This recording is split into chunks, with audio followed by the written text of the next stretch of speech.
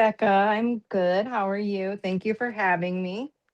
Absolutely. Thank you for saying yes. And I love that you said yes to us interviewing you. And we are in your zone right now. We're in your office there. And I'm just going to ask you some questions because we like to inspire, guide, coach, and teach our SDs, our aspiring estheticians here at SWINA, Southwest Institute of Natural Aesthetics, about what they can do and like how it's being done out there in the world. And you're willing to share that with us. So thank you. Yes. And I love your Yes. branding. Thank you. Clearly, it's my background of my Mhm. webinar. I went and scoped it out. Thank Yes. Did you. you make your logo yourself? Thank you. Love it. Yeah, basically. I mean, I just kind of, um, for the most part, I'm not a graphic designer, but I kind of just picked it out and decided on it. And yes, Girl, it works. And I like the thank you. golds. I'm actually Thank you. wearing a little bit of gold in my black today just for you and my earrings. Oh, I So see it. Bling, bling. I like it. thank Okay. you. All right. Well, I'm just going to start with some Q&A and we'll see if anyone else has questions for us today. So, what Okay. inspired you to start Skincare Factory? Okay. So I'm going to make myself seem really old right now because I've been in aesthetics for yeah. Sometimes I'm like, "Oh my No. god, it's been that long." So 21 years or something like that. So I got my aesthetic license in 2004, the beginning of it, and then I went back to teach in '08. So I really found over the years that there's a gap somewhat in Mm, between, just what we're taught in school and then what we learn on the outside and the real world, if you will. So I wanted to help bridge the gap in multiple ways. Number one, with inventory and product lines, and just having the ability to have access to that, especially previous to all like drop shipping and everything like that. It was if you wanted to work with multiple lines, huge opening orders. There wasn't drop shipping. You had to have a host of retail, and you never really knew what your clients would buy, what you were going to use. So you were limited as far as that because you don't want it to expire, sit on your shelves.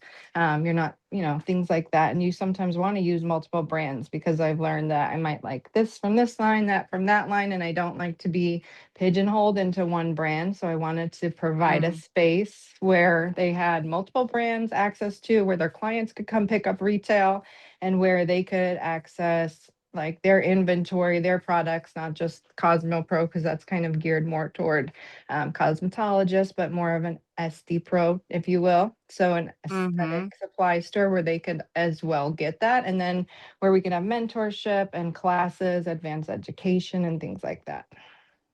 Yeah, and I'm super excited to tour your facility at the end of this because I think I saw Crystal Cruz go check out your location the other day, like, and she shared photos. Yes. I was like, oh my Oh, gosh, hi, Crystal. I was like, I need to get over there because you have all it all. Thank So, you. Yes, we would definitely do a tour. I won't let you well, forget. okay, good. And I know you're hiring too, so stay tuned, everybody Yes. on with us. Okay. Now, for Mhm. those who are like just getting their feet wet, they're stepping into opening their own business or even thinking about it. Like, what's one lesson that you wish you'd known when you opened your business? And what was that like? Ooh, there's a lot of things I wish I would have known, but I would Mm, say one thing is number one, you can't do it by yourself. You definitely need a team, whether it's like support on the back end or just somebody to talk to, a mentor, somebody to kind of bounce ideas off of, and you have to be open to listening to those. Um, and so that's like one huge lesson. Another one, if you're going to go out on your own and have a studio, I would say, really, really think about who your niche market is, what your base is going to be, and don't assume that everyone's going to come to you. It does take time. It takes a while to build that base, whether it's retail store or your own studio and clientele. So it does take time, and give yourself grace, I would say, to kind of Mm, allow that to manifest. Don't overwhelm yourself. mm. What was like the startup costs and everything like for you? Were you trying to keep like a low overhead? Did you ease in, or were you like gung ho, all Mm. chips in? Well, the startup cost was kind of a lot, Okay. just because buy-in to brands for what am doing. Now, I have previously had like a studio and rented, and that wasn't as bad, although it was, it still was an investment. You have to have your supplies, your tools. So sometimes you want to start off and get little things as you go if you're planning ahead. So even Mhm. before school, while you're in school, start to look on different places, Black Friday sales, different things like that. Um, so I would say that I had to try to be resourceful with things. My studio is kind of Mm, small starting off. I would have liked to have something bigger, but I had to, I'm working my way up to that. So just thinking and keeping in mind, like, of storage and being resourceful with things and how you're going to plan that. And what else? I would say, yeah, I don't know. I mean, the startup cost, this was a little bit of a bigger venture than starting up my own studio when I did that, because of the startup cost of the companies with the different brands and things like that, the buy-ins and talking to all mhm. the reps. So that was a little bit worse. Website, marketing, signage, all the different things and things that you don't even think of that you might have not thought of. So always budget and expect that you're going to spend more. But at the same time, Mm, every investment is, or, every purchase is an investment for the future of your business. So you have to look at it like that. absolutely. And you can write that off at the end of the year with your marketing too, right? Oh yeah, you can write a lot of things off. Mm-hmm. So, but at the same time, a lot of people are like, oh, you can write that off, you can write that off. But I mean, the reason you're writing it off is because you're paying taxes on That's right. your income. So it's not just like, oh, I can write everything off. It's a give and take. You're trying to write it off so you don't have to pay as much, but you can write off a significant amount, especially with startup costs when you first start off with your business. Yes. Even if you are a sole proprietor, LLC, corporation, you can always do that. Awesome. Okay. So let's talk about like the retail revenue secrets you have, because I know, like you said, a lot of why you did this was because you wanted to incorporate a lot more of what was out there. So how do Yeah. you make retail sales feel like natural instead of clients feeling like you're pushing them on them or like you have to sell them? Right. That's a good question. I feel like students and new SDs kind of struggle with that sometimes, as I did as well. Once I really started looking at it as education, and that I'm Mm. educating my clients and how much more helpful it is for me as the esthetician to work on the person if they're following good home care and they are, using the right products. And it's also like building trust and loyalty with that person. So a lot of times it's pretty easy if you just look at it from that aspect of educating your client if they are your client. Sometimes a little bit harder if it's just somebody off the street and they're just looking for something and they don't know you and you don't have that trust built. But at the same time, again, it's just educating them, kind of giving, I'm listening to what they're saying, what Mm, they are giving me, and trying to kind of bounce off that and give them what I feel that they're asking for, looking for, or maybe they don't know about skincare. So it's just kind of like I said, just educating the client or the customer more about what the product and products can do, why it's beneficial to them, and how it could help right. them, but and me. So.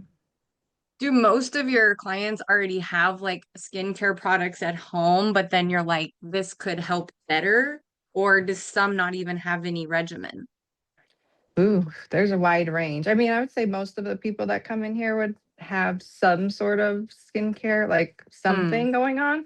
That's why, hmm. they're already interested in it. But you have the Yeah. occasional, I came with my wife, or, and I not to be That's true. biased, but, they Yeah. don't use, anything or they are not very familiar with it. So there's kind of a wide range. But a lot of times people do have skincare products that they use, and it's kind of like filling in the gaps, maybe. I don't like to Mm, tell them to wipe out everything and start all over, but right. occasionally it's called for. Absolutely. Okay, so what's like one strategy that's boosted your retail income?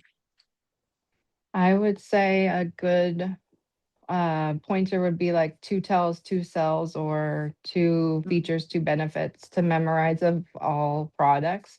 And while you're doing their treatments, to and like kind of just mention that to the client. So a lot of times I'll tell, estheticians, or I'll do it myself. I'll just know like two ingredients and then what they're good for. And you can really use just those two ingredients and you can kind of spin it as you know, uniquely as you want and tailored to the client. So if somebody is yeah. more natural, you can use something that's a little bit more natural and talk to what you talk to them about during the consult. And then if somebody's looking for a little bit more impact, more scientific technology type thing, you can kind of go that way. But if you talk to them while you're doing it and say, I'm using this and it has this in it and this is what it's good for, you can reiterate it at the end, and then they kind of have that smell, they remember the texture of it, and you're more likely to land your sale. That makes sense. Okay. And I'm sure that also fosters like trust, right? So when they trust you, hopefully they'll become like a repeat loyal client. But like what keeps clients coming back consistently? What do you do to ensure that or Mm, hope that that happens? yeah, I was like, I mean, rebooking on site is always full. If you can rebook them right when they before they leave, that's definitely better. They're usually more likely to come back in the time being. Um, and just yeah, and the trust, like talking to them, asking questions, remembering things, taking good notes so you can follow up with them. Hey, I remember that you bought the Vital C last time. How are you liking it? Because they could take it back too. So it's like you don't want them to feel stuck or like they can't talk to you about it if they don't like something or if it's not working, Mm, and go to somebody else and be like, I don't like this. So I feel like you just have to communicate with them and build that trust and kind of talk to them, remember things and go about it that way. yeah. And when you're building that trust and loyalty, like even though you like sometimes you might have back-to-back clients or you're really busy, how do you still make them feel valued? Oh, well, notes is one. I'm take notes right away because I could see five clients in a day and think, oh, I'll remember this, I'll remember that. And at the end of the day, I Mm-hmm. don't remember anything. So I have to jot down little things here and there. But I would say just being present in the moment, especially like customer service, when somebody walks in the door, greet them, make eye contact, smile, even if you're not going to wait on them right then. Just I'll be right with you. I'm just helping this person, kind of just making that person feel seen, heard, and like you're there with them during the treatment or after. Yeah, absolutely. And then like what about tips for rebooking or following up with people? What works for you? Rebooking, you said, and following up. Mm-hmm. Okay. Yeah, rebooking, like I said, I would say if you can use like Gloss Genius or one of those programs, they have a lot of good features where that can help you with that. So technology is really helpful for that. But just talking to them after and recommending, because maybe they don't know they should come back in 2 weeks, or maybe they, weren't aware of that and they thought 4 weeks. So you're like, hey, I want you to see you back in 2 weeks. Can we book your appointment now? I have a couple of openings. Sometimes you want to kind of close the window on your openings and just give them a couple choices so that way they can get squeezed in then, rather than having them call back. Yeah, that makes Mm. sense. Okay. Because I'm a marketing nerd, I'm wondering like what kinds of partnerships have helped you grow your business, if any? Definitely. Marketing is huge, social media is huge. Finding the right team, the right people to work with. I mean, I have had a couple different marketing, like companies that I've worked with. And right now, I'm very happy with the company that I'm working with. And I found them, honestly, they inboxed me, they DM'd me, and I was Mhm. already working with another company that I wasn't too happy with. And they did their work, like they did their research. And I liked how they came at it. And I was like, I'm gonna go with it. So I kind of moved over to them, and that's a great partnership, local partnerships, kind of knowing your area, like who's around, talking to them, the restaurants in the area, other practitioners. Like one of my friends has a company, like Phoenix Ghost Tour, Get Ghosted. So she just shout out Oh, to Nadine, my friend. yeah, She just Nadine. put yes, she just put her flyers here and then I gave her mine, so that way we kind of because she's in the Tempe area. So that way, even though it's not related, really, it's still some type of partnership with other small business owners. Yeah, I love that. What is your approach with potential or nearby collaborators and business owners? Just kind of face to face meet and greet with them. I went around when I first started here and kind of got to know the neighbors. If we could work together, there's a photography studio, so that's a great way to market any Mm, type of treatments for before brides. So just talking to them about if they're open to, any type of partnership or opportunity where we can offer each other discounts, or offer each other's clients discounts. And then we did like an open house, grand opening thing with the vendors here, like all the different companies. So I would say that would be my best approach. I love that. Okay. Are Yeah. you like in are you innately just like accustomed to do this, or did you learn to do this from somewhere? Ooh, that's a good I love question. call. You know what? I don't know. My family has a lot of customer service, I guess, Uh-huh. background. So I grew up, my mom, Okay. has her own business. So maybe it was just like always heard those types of things Mm, in the background. okay. Possibly. Yeah, for sure. What's one partnership that's really paid off for you? Mm, that's a good question. Sounds like Right the now, I mean, I'm fairly, photography thing was pretty cool. yeah, that's a really good one. I like that one. I would say that, and yeah, like the local ones that I have around here, like word of mouth referrals, my friend that has her own business, and then even the partnership basically with the social media company, and then somebody else that helps with video and consulting basically too. Okay. Do you run ads to get most of your business? I have before and I will Mhm. again. So I kind of am Mhm. in a newer phase with like all the marketing right now, brand identity. So we have like little plan, brand identity, and Okay. then kind of advertising. And then we'll take it to the next step with more ads like, on Facebook, Instagram, Google ads, things like that. So yes, I think Right. those are very helpful because people that follow you already know you. So how are you going to be known and seen from other people that aren't aware of you? Yeah. All right. So we don't forget, and because I know you're looking at ramping up, right, and doing more ads, you're looking at Mhm. hiring another esthetician to bring on board. And what does that look like? Yes. Yeah, so I am hiring. So if anyone's interested, esthetician, I mean, it could be something else if you're doing permanent makeup or massage. I don't know if the room and bed is quite fit for a massage therapist, but I'm open to other ideas. For instance, we have one SD that also does teeth whitening. So she does that here as well. So I'm open to ideas, but I in particular, I'm hiring and looking for an esthetician or two to take on some shifts in different hours. So if anyone's interested or knows anyone, please contact me. You could text, you could message me or email, and we can kind of go over the details. Awesome. That is so Yes, exciting. So I know you're gonna get blown up here with the inbox. Let's I hope see. so. And let's see here. Okay, so before we take a tour, Mhm. and I'm curious. Let me see if I can do this real quick. I'm gonna go on Instagram too so that everyone can check out your space because I told you I've been watching it ever since Oh, Crystal posted that. Just like, ooh la la. And where are you located so we know?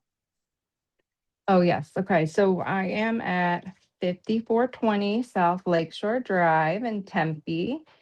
And it's basically right by, if anyone knows where Majestic Theater is, or the porch off of Baseline and McClintock. So there's that Mm-hmm. Lakeshore Drive in between McClintock and Rural. Off of Baseline, I'm right in there by the lakes. There's a little business complex in there right by the lakes and the Lake House restaurant. And I am inside there. And you're hiring how many estheticians right now? I'm open. I have one room and one treatment room in this facility. So really just to fill in the gaps of hours. So if it's somebody Mm. that's looking for more full time, then probably one. If it's somebody that like maybe I can hire two part-timers, just really depends on the hours and availability that they have. Okay, perfect. Mhm. And how can they apply? Okay, so what they can do is, and also too, if anyone's interested in even subleasing the room, that's available too. So I'm not opposed to that. I have done that before, but kind of right now I'm kind of trying to look more as hiring an esthetician. But if they want to, they can text or call 480-500 skin 7546. Or they can Okay, DM me at Skincare Factory USA, or they can email me at Erin with two N's at skincarefactory.com. perfect. All right, well, go ahead and let's go on a tour. We Okay. have people hopping on Instagram so they can come Yay. along. Okay. And So yeah. let's do this.